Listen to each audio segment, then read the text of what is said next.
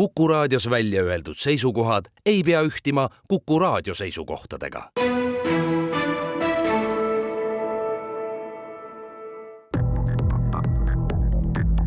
Krimiraadio. Tere taas! On teisipäev, kell on mõni minut üle 1 ning Kuku eetris on sel ajal loomulikult Krimiraadio. Stuudios on ajakirjanikud Raul Ranne ja Karel Reisenbuk. Meiega on ka püsiekspert Andres Anvelt, endine tipppolitseinik, poliitik ja kirjamees.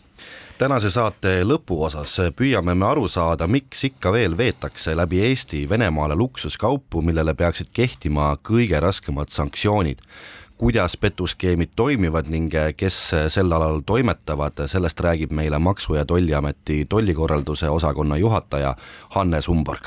Aga saate esimeses pooles räägime üksikasjalikult ja põhjalikult kõigest sellest, mis toimub Põhja-Eesti kuritegevuses. Saame seda teha, sest Krimiraadio külaliseks on Põhja politseiprefektuuri prefekt Ats Kübarsepp. Tere tulemast Krimiraadiosse. Tere päevast. Ma alustaksin siiski sissejuhatuseks pisut nii-öelda teemaväliselt, et politseil oli möödunud nädalavahetusel elektrivõrgu desünkroniseerimise eel ja ajal seotud mitmete nii-öelda oluliste taristuobjektide valvamisega.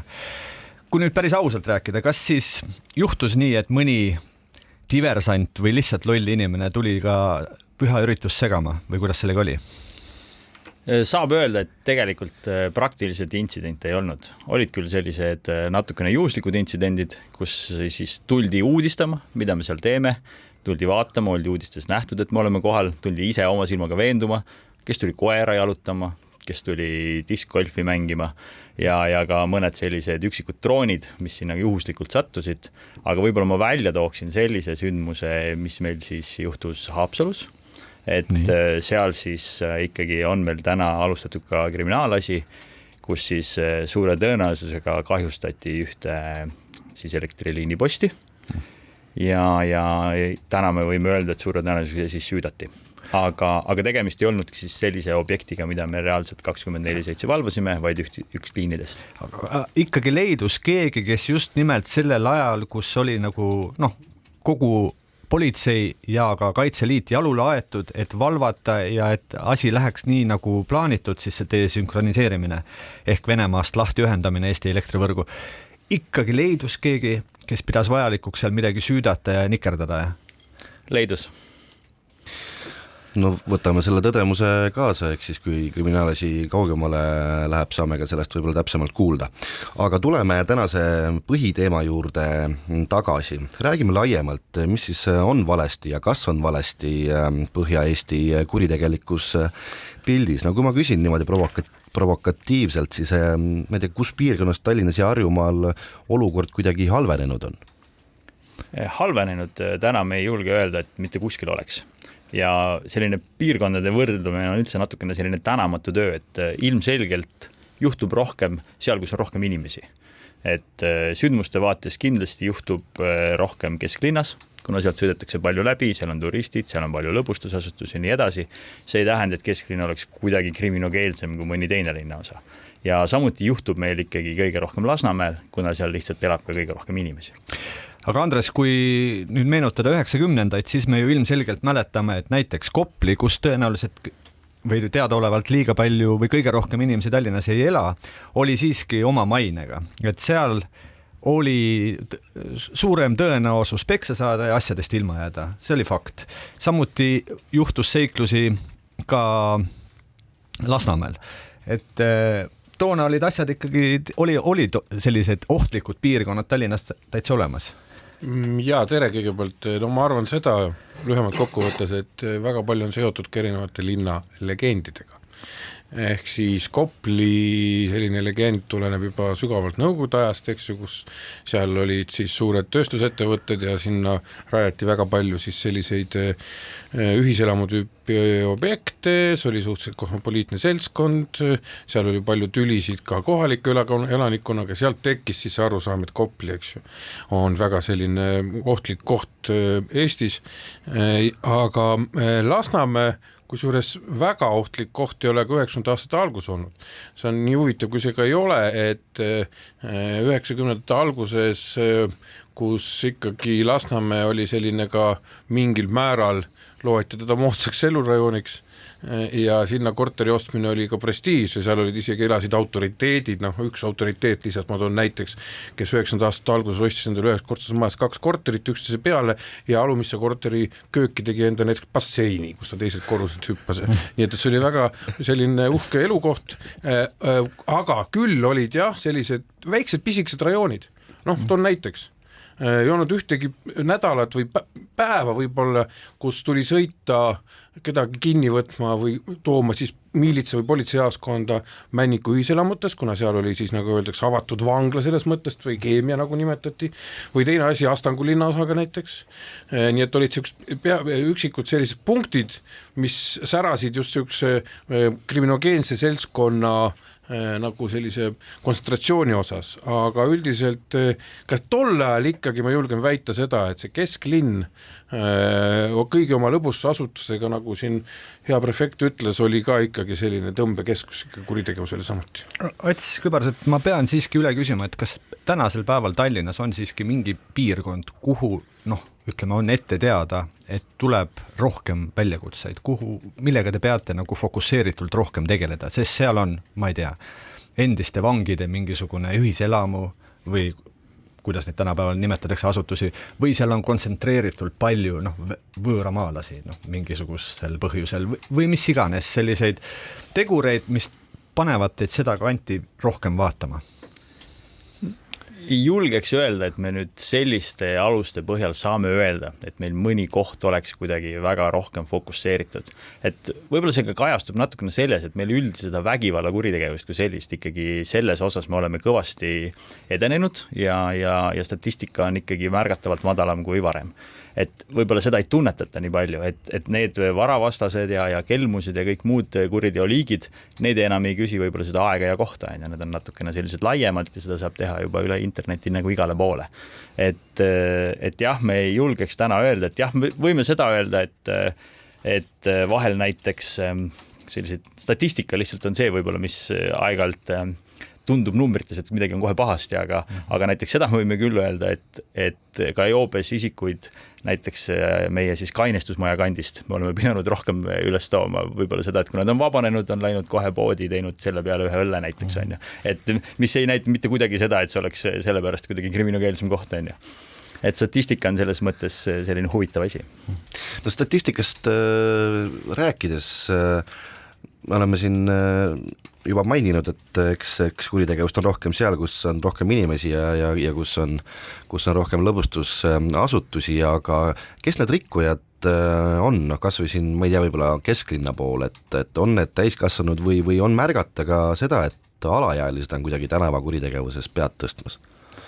No enamasti on ikkagi tegemist täisealistega ja ma julgen öelda, et kuskil 60% juhtudel, kui me räägime nüüd konkreetselt kesklinnast, on tegemist ikkagi hiilise aja ja alkoholijoobes isikutega. Me täna ei ole näinud, et alaealiste kuritegevus kuidagi pead tõstaks. Me sellel hoiame hoolega pilku peal. Sellised nende põhilised kogunemiskohad on meil ikkagi patrulliteedel sees, neid me teame ja meie kasuks räägib täna ka ilm loomulikult, et sellise ilmaga üldiselt väljas väga palju koguneda ei taheta.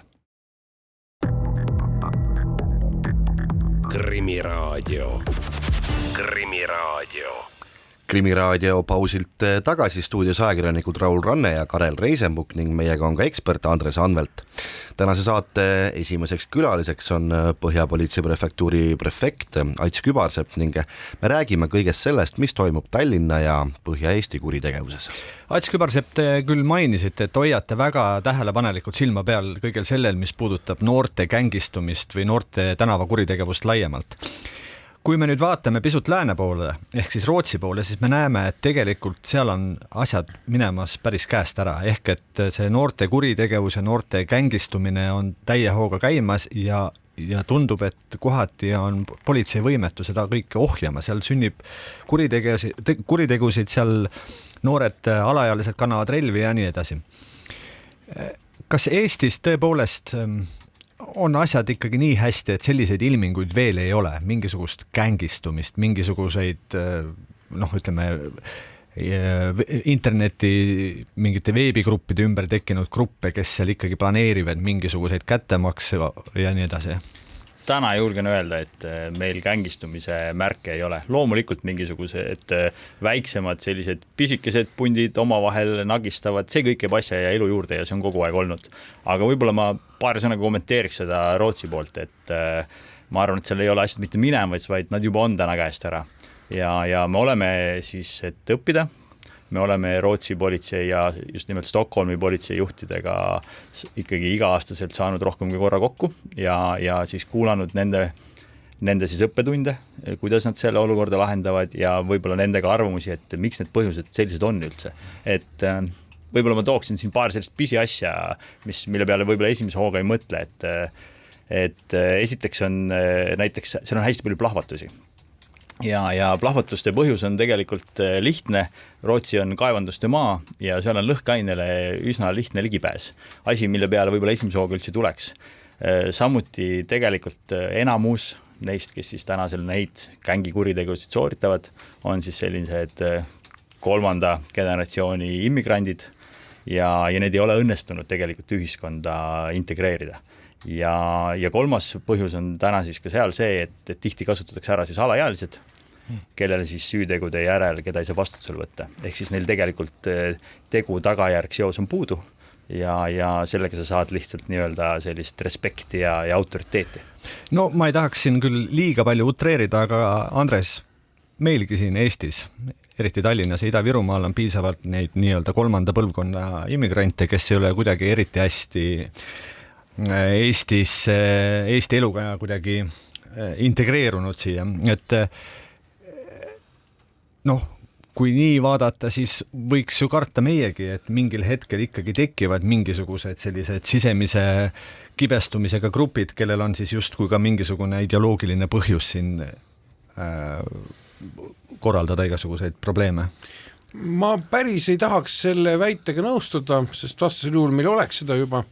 Üht asja ma Kübarsepa jutuga tuletab meelde 90-ndatel, meil oli ka päris palju pommiplahvatusi ja üheks põhjuseks oli muideks see, et meil oli eriti Ida-Virumaalt ütleme selle sama lõhkeainega lasti nii mõni auto kõhku, kuigi meil oli ka Vene sõjaväe lahkuvat varandust, aga siin peab natuke teistmoodi vaatama, et olles ka Rootsi kolleegidega siin veel politseiaega hiljem ka poliitikuna suhelnud, siis seal on üks taust, mis erineb meist ikkagi väga tunduvalt, on see, et kui me räägime nendel 3. põlvkonna siis nendest noortest, keda siis öeldakse, et nad ei ole integreerunud, siis tuleb arvestada seda, nad elavad juba 3. põlvkond sellises ühiskondlik kultuurilises ruumis, kui seda saab nimetada, oma nendes getodes, kus tegelikult on üldse avaliku võimu osatähtsus minimaalne.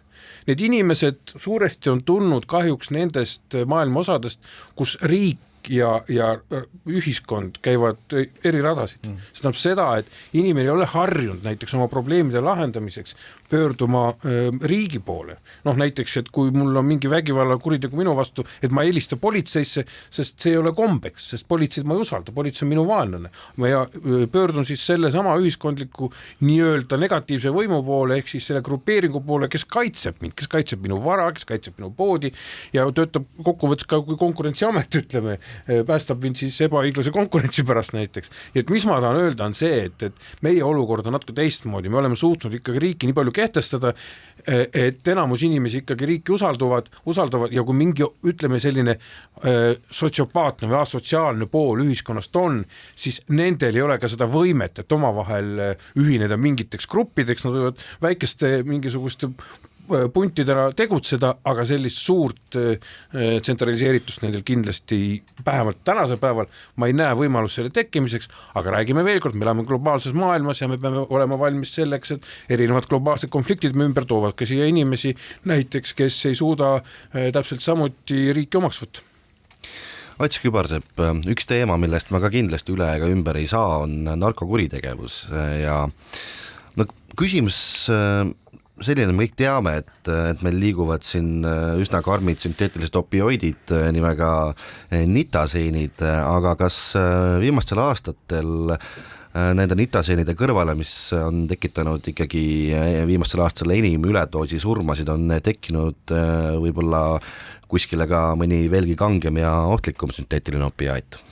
Ei, seda me täna öelda ei saa, et oleks tekkinud selline konkreetselt väga erinev, aga ma arvan, et nitaseenide kõik võimalik erinevaid variante me siis ikkagi näeme ja noh, mis on nende puhul ongi ohtlik, et tegelikult ei tea kunagi, kui palju on seda kogust seal sees, on ju. Ehk siis see on seega, mis tõttu seda üledoosi üsna lihtsalt on võimalik saada, sest et me räägime ikkagi milligrammidest, siis tegelikult täpselt ei teata ja ka kogenud tarvitajad võivad saada seetõttu lihtsalt üledoosi. Aga üldisemalt, kas on mõni ilming, mis tekitab teis kerged niisugused ohutunded, te näete, et on midagi toimumas, milleks tuleb juba valmis olla? Ma ei tea, kas näiteks see, et noored ikkagi üsna niimoodi kartmatult krõbistavad kõik võimalikke retseptiravimeid, arvates, et kui need on juba lubatud, siis võib neid ka ohjeldamatult võtta ja igasugune ohutunne selle suhtes on nagu kadumas. Me täna ei julgeks öelda, et meil on sellist mingit väga konkreetset ilmingut. Ma arvan, et situatsioon iseenesest ongi halb, et möödunud aastal taaskord siukene umbes, statistika kõigub siin, nüüd oleneb, et kuidas seda täpselt loetakse, aga selline umbes 100 üledoosi surma on meil niikuinii juba iga-aastaselt. Ehk siis situatsioongi on juba halb, et konkreetselt mingit uut trendi sellist, mis saaks öelda, et ei ole. Ma arvan, et seesama trend, mis seal täna on piisavalt halb.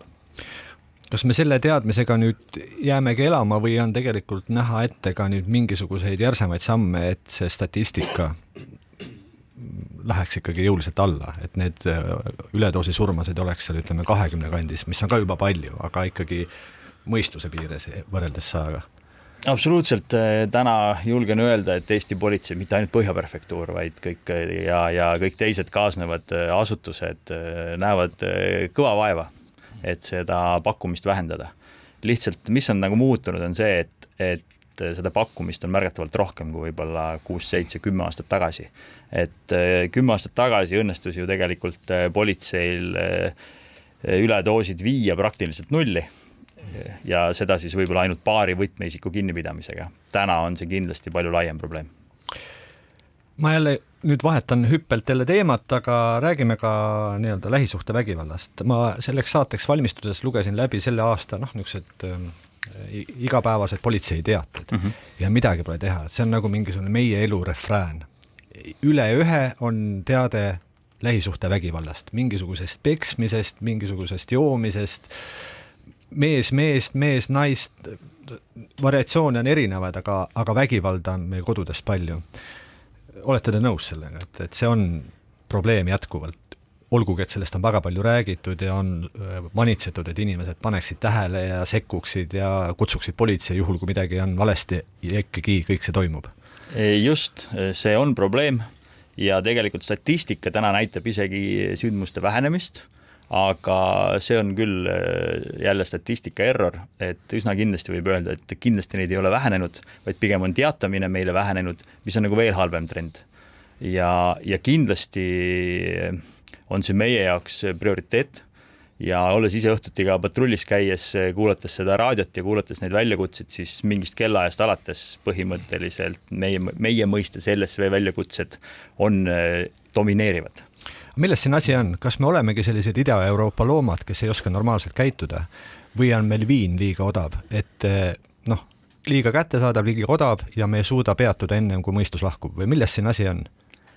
Mul on väga raske seda niimoodi tervikuna vastata, et see on võib-olla natukene laiem teema üldse, et seda võib-olla peaksid siin teised täpsemalt selgitama, aga mis me näeme? Loomulikult alkohol on see, mis võimendab emotsioone ja alkohol on see, mis ka üle pooltel juhtudel lähisuhte vägivalla puhul on kindlasti mängus.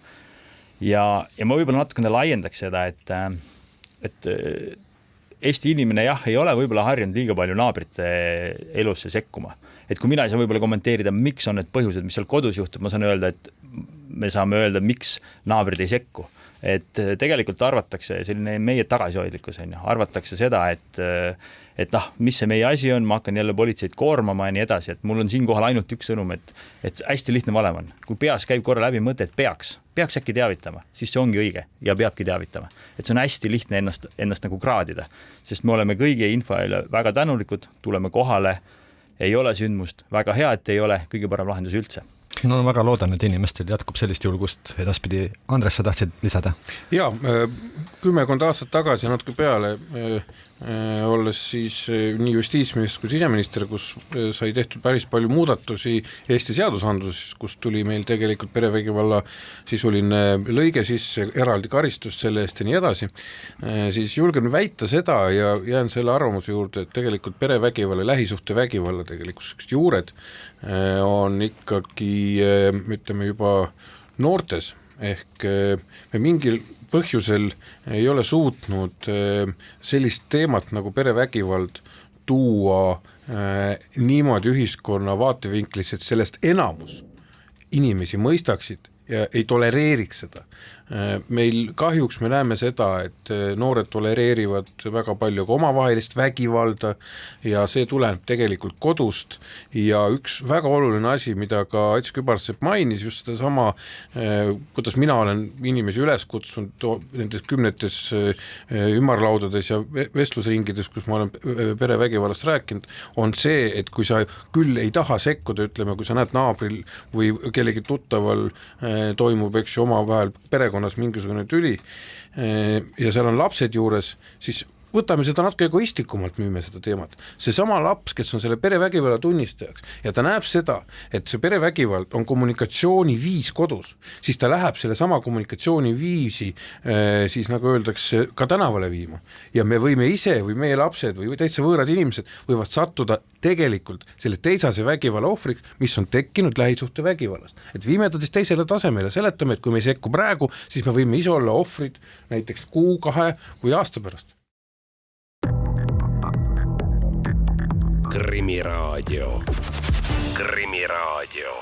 Krimiraadio jätkub, stuudios ajakirjanikud Raul Ranne ja Karel Reisenbuk ning meiega on ekspert Andres Anvelt samuti. Saate esimese poole külaline on Põhja-Politsei prefektuuri prefekt Ats Kübarsepp ning oleme rääkinud kõigest, mis vähem või rohkem on mõjutanud Tallinna ja Põhja-Eesti kuritegevuses toimuvat. Kuid mõne asja tahaks veel selgeks rääkida. Ats Kübarsepp, me peame rääkima liiklusest. Te olete ehk nõus, et liikluspilt on käest läinud. Aastaid edenesime me justkui iga aastaga aina paremaks. Me justkui meie liikluspilt nägi välja nagu võib-olla siin Soomes või Rootsis või Põhjamaades üldisemalt või Euroopas üldisemalt. Ja nüüd on meie liikluspilt jällegi nagu kusagil Voronežis. Hoolimatu, selline riiakas, vastik. Mis toimub? Miks see nii on? No selleks on mitmed erinevad teooriad, miks see täna nii on, aga mis ma ise nagu pakuksin välja, et üks põhjustest on ikkagi see, et täna kogu meie ühiskond liigub sellise individualismi suunas ja mis see liiklus on? Liiklus on selline kokkuvõte või liikluse eeskiri on selline kokkulepe, kuidas me midagi teeme ja kuidas me teame, et teised liikluses käituvad. Et me lihtsalt täna oleme, mul on tundunud, et meil on selline väikene kokkulepe, et me tegelikult sellest väga palju ei hooli ja kõik saavad sellest ühtemoodi aru ja selline väikene kogu aeg siit-sealt natukene nende nurkade mahalihvimine on muidugi kõigi silmis okei. Et lähme selle kollasega üle ja sõidame see natukene rohkem, et kõik on natukene, aga see natukene kokku moodustab sellise suure terviku, et ja me oleme kuidagi ühiskonnana täna aktsepteerime seda. No ka alles see oli, kui meile tundus, et rahulikult, mõõdukalt üksteisega arvestades on parem kui kihutades, lärmates, lõuates, signaali andes ja seal äkilisi liigutusi tehas. Mis nüüd vahepeal siis juhtus? Ongi parem, ongi samamoodi parem, aga esiteks võib-olla pole jälle minu selline spetsialiteet, aga mis ma siis saan öelda, et ma arvan, et kogu ühiskond iseenesest on täna närvilisem, kogu maailm on närvilisem, kogu ühiskond on närvilisem ja uuesti, et kui me nüüd räägime siis Põhja-prefektuuri piirkonnast ja Harjumaast ja Tallinnast, et siis inimestel on kogu aeg kiire kuhugi ja kogu aeg on kiire ja seda on väga hea võtta nagu liiklusest tagasi, teoreetiliselt tagasi, füüsiliselt, kui nüüd päris ellu minna, siis tegelikult me räägime sekunditest, vahel minutitest. Ja kas üldse midagi võidame? Just, et tegelikult ilmselt mitte midagi väga palju. Et need on sellised nagu põhilised muutused, mis ma arvan, et on toimunud ja taaskord, et meil on hästi palju selliseid võib-olla eksistentsiaalseid probleeme hoopis, kogu see sõjahirm ja kõik see, et see võtab võib-olla sellistelt väiksematelt igapäeva asjadelt tähelepanu ära, et me lihtsalt ei mõtle selle peale absoluutselt. Ehkki taaskord möödunud aastal 69 inimest meil liikluses hukkus, seda küll kogu Eestis. noh, ma olen seda korraga välja toonud, et ma olen seda statistikat rääkinud, ega see kuskil eriti nagu mingit resonantsi ei tekita, et 69, siis 69. Et keegi ei mõtle, et seal on perekonnad, hukkunud 69 matust ja kõik sinna juurde. Nii kaua, kui see mind ennast kuidagi ei puuduta, nii kaua see on kuidagi kauge. Te ütlete, et ühiskond on kuidagi närviline, aga kui palju on silma jäänud, et ühiskond on ikkagi kuidagi ka natuke katkine. Ma pean silmas, et vähemasti on jäänud mulje, et üha rohkem politseil tuleb selliste raskete kuritegude lahendamisel tegeleda ka inimestega, kellel on ilmselgelt mingisugune vaimne häire, et ei ole korras. On see nii-öelda tundmus ja tõdemus mul õige? Me ei saa öelda, et statistikas oleks see hüpe olnud väga suur, aga jah, väljakutsete sisus võib-olla on see muutus ikkagi tulnud. Et meil on hästi selliseid võib-olla drastilisi näiteid, ise just üks päev kuulasin väljakutset, et alaealine noormees palus politseid kohale sooviga, et politsei ta maha laseks. Et ei ole selline väljakutse, kuhu tahaks minna ja kõik lahenes hästi, kohale jõudes rahunes, aga jah, meil on täna tegelikult sellise, ütleme, mis on meie jaoks ka hästi kurnav, on kõik võimalikud siis enesetapukatsed. Viimane alles mõned päevad tagasi, kus siis meesterahvas ronis 5. korrusel aknalauale, loomulikult kogu pere oli seal juures ja ütles, et ta hüppab siit alla. Meie jaoks tähendab see ikkagi esimest prioriteeti, see tähendab seda, et kõik ressursid lähevad kohale, läbirääkijad, Päästeamet, tihtilugu ka kiirreageerijad, et oleks võimalus seal reageerida ja tegelikult ka selles konkreetses loos me saame öelda, et see on mitme kuu jooksul juba tema puhul 3. kord. Konkreetselt tema puhul? Just nimelt, et selliseid appikarjeid kuidagi ühiskonna poole me ikkagi näeme igapäevaselt rohkem ja selliseid nii-öelda psühhoose ja ootamatuid käitumisi me ikkagi näeme. Andres, sina olid politseis tööl ajal, kui tõesti ka ühiskond oli selline närviline ja üleminekus ja ütleme, keegi ei osanud arvata, mis järgmine päev toob, mis omakorda tekitas siis sellist ebastabiilsust ja tasakaalutust. Kas sa mäletad ka, et toona kuidagi mingil hetkel hakkasid silma just sellest tingitud kuriteod või kuriteokatsed? No kui me võtame puhtalt liikluse, siis ei ole üldse vaja pikalt sellist kas või kaudset võrdlusmomenti Ats Kübarsepa jutuga otsida, selles mõttes, et kui me võtame 90-ndad, kus inimesed ka ei teadnud, mis homne päev toob, kus oli väga närvilisus suur, kus inimestel polnud palju vähem tööd kui tänapäeval, kus tegelikult otsiti, kuidas üldse homsene päevani välja elada, siis meil autode hulga juures, mis oli, kui ma eksi, 8-9 korda väiksem, oli meil aastas kuskil 90 aastat esimesel poolel 300-400 surmaga lõppenud autoõnnetust. Nii et see näitas tookord ka sellist üldist suhtumist, jumalast ei tahaks, et sinna sa tagasi läheks, nagu 90-ndatel sa said osta turult endale kleebeka auto kuskil armatuurlaua peal, et siin autos ei kinnitada turvavööd, vaid surraks nagu mehele kohane. Nii et see oli selline müüdav ja väga populaarne kleeps. Nii et ma näitan seda, selline suhtumine oli tookord kindlasti ka väga idealistlik. Hilisemalt võib kindlasti analüüsida, tuua paralleele, et ühiskond muutus rahulikumaks, meil oli nagu stabiilsus, majandus käis üles-alla, ikka oli stabiilsus, aga jah, kindlasti see, mis me näeme üksteise ümber, siis ma kujutan ette, et inimene vaatab seda sama asja, mis toimub Ukrainas, kuidas maju pommitatakse, siis see liikluse rikkumine tundub siin kõrval täitsa selline 3. või 4. järguline. Aga ometigi, kui sellised vihatundmused ja tunded seal kogunevad või ladestuvad lõpuks, siis võib juhtuda nii, nagu juhtus jällegi Rootsis. Ma vabandan, et see Rootsi nüüd täna mitut puhkusin, tuleb näitena vana hea Pullerbi laste Rootsi, äkki on siis igas mõttes halb näide, aga siiski. Siin just hiljuti toimus tulistamine täiskasvanute koolis. Kas me peame Eestis ka olema ikkagi mingis mõttes valmis seda, et selline pauk võib ka juhtuda? Et keegi kuskil praegu istub oma toas, mõtlema oma musti mõtteid ja mingil hetkel läheb ja jalutab kuhugi ja hakkab tulistama? Me ei saa sellist asja kuidagi kunagi välistada. Me teeme küll iga päev tööd, et sellised isikud tuvastada, leida võimalikult vara, et anda neile abi, aga nagu te ise just vastasite, et tegemist on tihti üksikute untidega, kes seda kuskil ei jaga, kes ikkagi pigem nokitsevad üksi, toimub selline radikaliseerumine, et see on see koht, mida on meil väga-väga raske ära hoida, küll aga loomulikult politsei on valmis igasugusteks sellisteks meie mõistes nii-öelda äkkrünnakuteks. me peame rääkima veel täna vargustest ja kelmustest. jah, sellepärast, et see on ka asi, mida tundub, et tuleb nüüd uksest aknast, poeletid vähenevad hirmuäratava kiirusega minu arust. On see tõesti ka politsei silmis miskisugune üsna raskesti ohjatav probleem juba? Jaa, see on probleem. Kas nüüd raskesti ohjatav, seda ei julgeks öelda, aga see on selles mõttes selline kompleks probleem, et seal on erinevad tüüpi, kui me räägime poevargustest enamasti, mis on meil selline, kui me just vargustest räägime. Et seal on erinevad tüüpi inimesed, on inimesed, kellel on siis lihtsalt sotsiaalne eluviis selline, et neil ei ole kuskil elada, nad varastavad selleks, et süüa. Ja see on nüüd see koht, kus politsei tegelikult väga palju ei saa aidata peale selle, et me fikseerime selle olukorra ära, sest et seal nagu peaksid erinevad muud sotsiaaltoetused neid aitama. Kuhu meie keskendume on ikkagi nii-öelda profivargad või need, kes on spetsialiseerunud konkreetsete asjade vargusele ja nende realiseerimisele. Et me oleme teinud valikuid ja me keskendume nii-öelda tippudele. Aga seda, nagu siin nii mõnigi poeomanik või kaubandusketi omanik on väljendanud, et politsei ei viitsi tegeleda enam nende vargustega, et see ei pea paika, et ikkagi kõik need vargused, olgu nad väiksemad või suuremad, fikseeritakse ja kui need koguneb piisavalt palju, siis ikkagi lõpuks inimene oma koha vanglas leiab.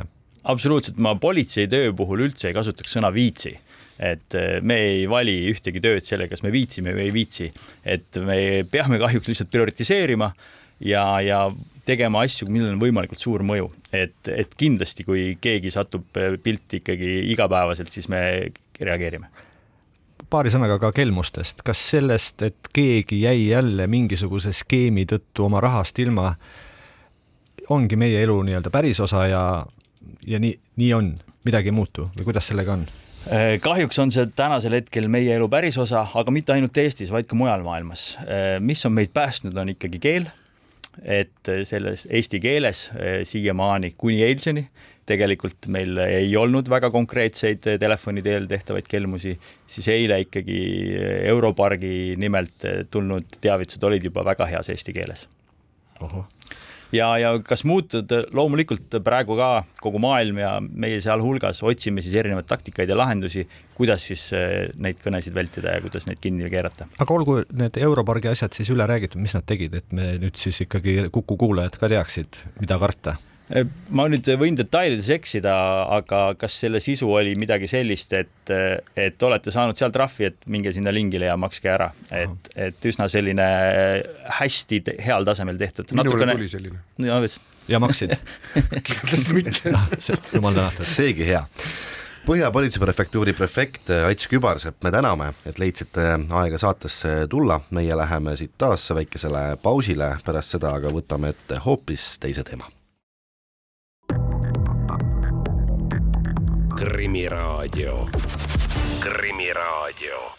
Krimiraadio jätkub ning stuudios endiselt ajakirjanikud Raul Ranne ja Karel Reisenbuk ning ka meie püsiekspert Andres Anvelt.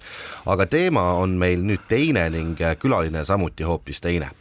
Nimelt tekitasid möödunud nädalal pisut isegi hämmeldust uudised, mille kohaselt liiguvad jätkuvalt läbi Eesti Venemaal kõikvõimalikud luksusautod. Ehkki selle kauba osas kehtivad ju juba ammu 3 aastat sanktsioonid. Milles siis ikkagi asi on, seda aitab selgitada Maksu- ja Tolliameti tollikorralduse osakonna juhataja Hannes Umborg. Tere tulemast Krimiraadiosse. Tere päevast ja tänud kutsumast.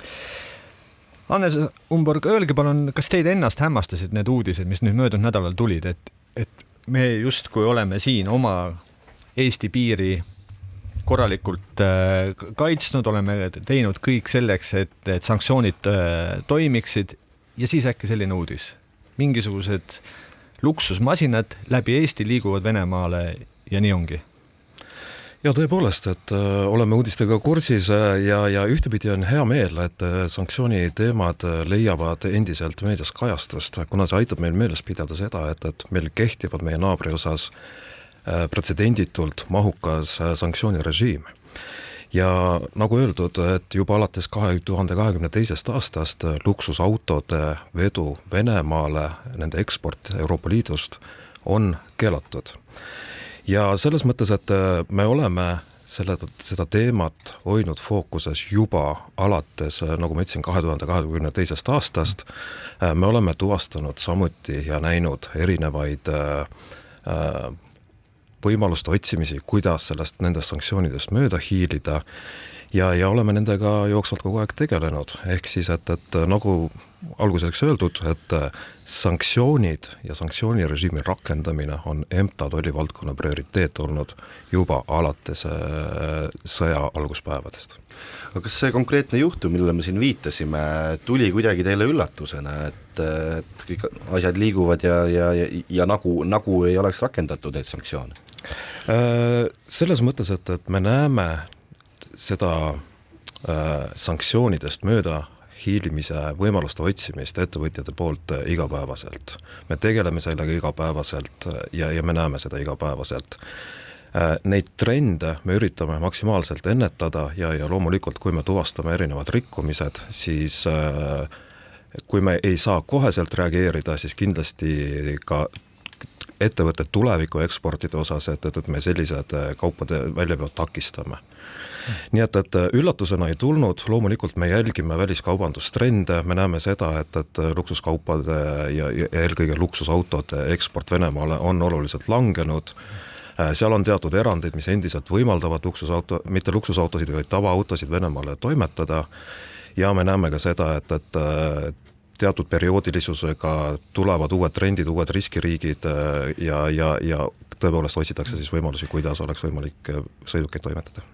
No, te mainisite, et erinevaid skeeme katsetatakse ja olete kindlasti nendega kursis. No autode puhul näiteks rääkides, siis eks mõne näite tuua, et mismoodi üritatakse sealt kõrvalt mööda minna? Kui sanktsioonid kehtestati, siis kehtestati nad algselt näiteks väärtuse põhiselt.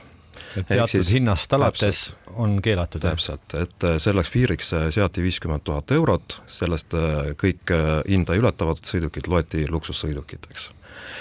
Ja mida me nägime koheselt, oli see, et hakati manipuleerima kaupade hinnaga. Et Mersud või suurepärased Mercedesed äkki hakkasid maksma tavapärase Škoda hinda? Absoluutselt.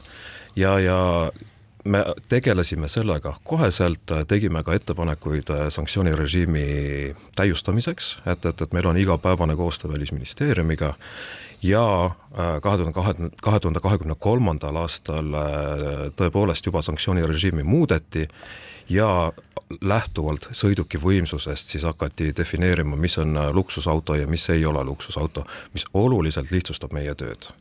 Ehk need väärtusepõhised möödahiilimiskatsed lõppesid ja täna me lähtume siis ikkagi sõiduki mootori võimsusest. No need uudised, millest me oleme rääkinud, näitavad seda, et esiteks venelased võivad ju praalida, et nad armastavad väga Hiina autosid ja omamaiseid autosid, tegelikult ikkagi armastavad nad üle kõige Saksa luksusmasinaid. Ja teiseks näitavad need uudised muidugi seda, et venelased on leidlikud paljudes asjades, muulgas ka selles, kuidas siis ikkagi kõiksugu tõkenditest ja piirangutest mööda minna.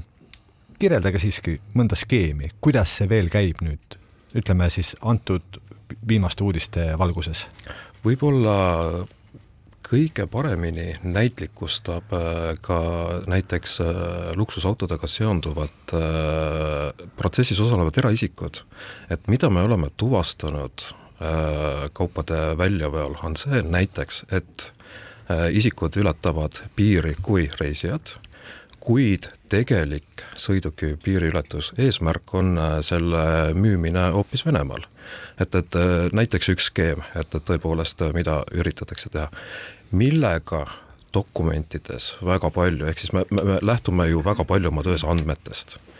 Et mida me näeme tollidokumentides, siis loomulikult üritatakse manipuleerida kaupade lõppsaajaga, sihtriigiga, kuhu neid tegelikult toimetatakse ja me ei saa siin ära unustada ka seda, et näiteks sanktsioonirežiim võimaldab täna endiselt läbi Venemaa sanktsioneeritud kaupu vedada.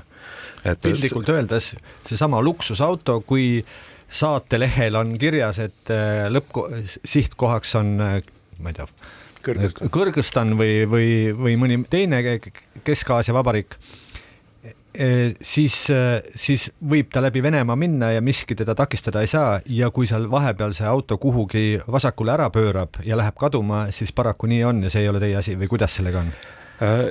Kindlasti ei nõustu sellega, et see ei ole meie asi, et loomulikult kui toimub tollivormistus, esitatakse meile sõiduk, esitatakse meile selle sõidukiga seotud dokumendid, tollidokumendid, loomulikult me hindame riske, anname omapoolse hinnangu, kas tegemist on sanktsioonide rikkumisega või võimaliku sanktsioonide rikkumisega, sellest lähtuvalt esimesed otsused.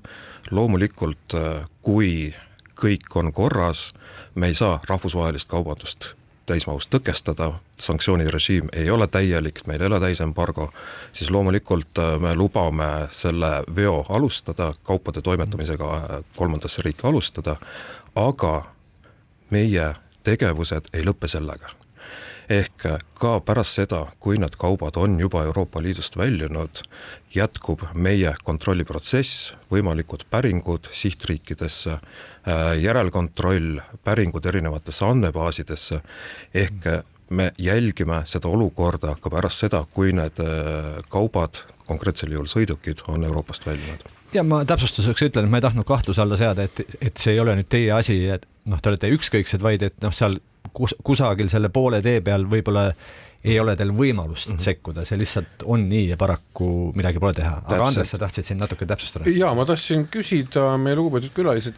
Me meediast oleme lugenud Eestist üle Eesti ja Vene piiri läinud nendest auto siis kolonnidest või mis ta kuidas nimetada, kas on ka ainult meie või see on Läti, Leedu või näiteks Soome, kes meil ümberkaudsed Venega piirnevad riigid probleem või see on kuidagi ka nende siis sanktsioonidest mööda hiilijate suund just Eesti suunal?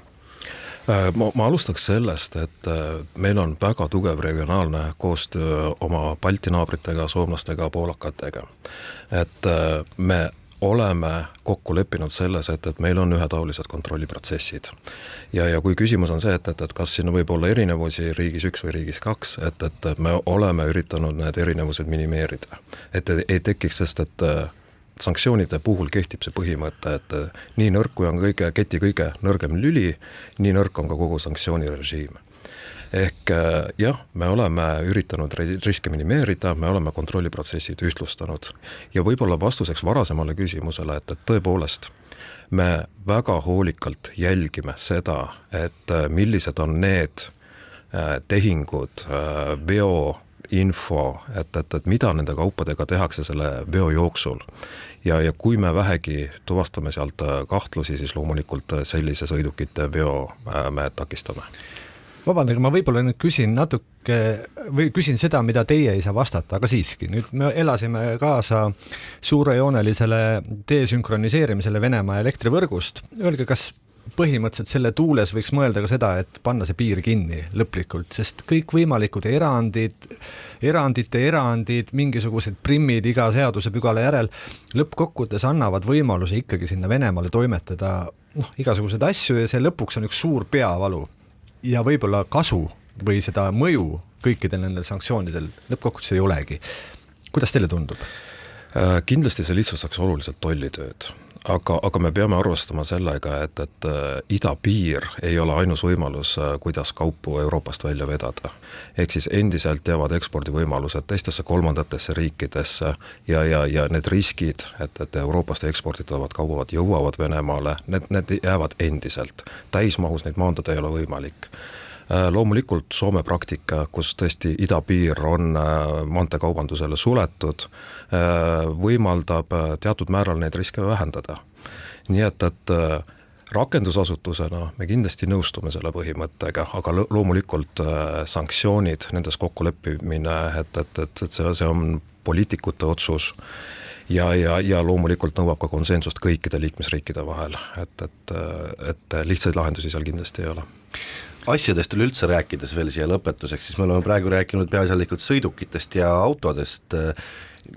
Mis asjad on veel need strateegilised kaubad, mida ikkagi proovitakse üle piiri meilt smugeldada siit?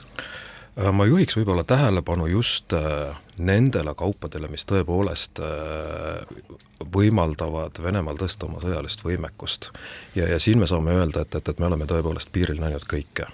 Et me näeme siin droone, drooniosasid, relvaosasid, samas ka varuosasid, mida saab kasutada mitte ainult sõidukitele remondiks, vaid ka või sõjamasinate remondiks. Et me tõepoolest oleme piiril näinud ja takistanud väga palju erinevate kaupade liikumist. Andres, sul on väike repliik. Repliik, aga küsimus, olles tutvunud poliitikahuvilisena uue sanktsioonipaketiga, 16 sanktsioonipakett, mis tuleb 24 veebruar suure tõenäosusega välja, seal on sisse toodud viimasel ajal väga huvitavad sellised asjad nagu mängukonsoolid ja nendega seotud siis lisad, joystickud ja kõik muud. Kas see on, teie näete näiteks Eesti tolli poole pealt, et see on üks kaubaartikkel, mida üle viiaks? Massiliselt? Konkreetset statistikat mul hetkel käepärast ei ole, aga tõepoolest, et kõik erinev elektroonika, et olgu ta alates telefonidest, luksuskaupadest, kuni lõpetades tõepoolest ka sõjalisel eesmärgil kasutatava kaubaga, et seda kõike me piiri peal ikkagi näeme ja takistame. Sellega on tänane Krimiraadio lõppenud, täname kuulajaid ning täname ka saatekülalisi Põhja prefektuuri prefekt Ats Kübarseppa ning Maksu- ja Tolliameti tollikorralduse osakonna juhatajad Hannes Umborgu. Saadet juhtisid nagu ikka ajakirjanikud Raul Ranne ja Karel Reisenbuk, abiks oli samuti püsiekspert Andres Anvelt. Järgmine Krimiraadio nagu ikka eetris järgmisel teisipäeval, kuulmiseni. Krimiraadio. Krimiraadio.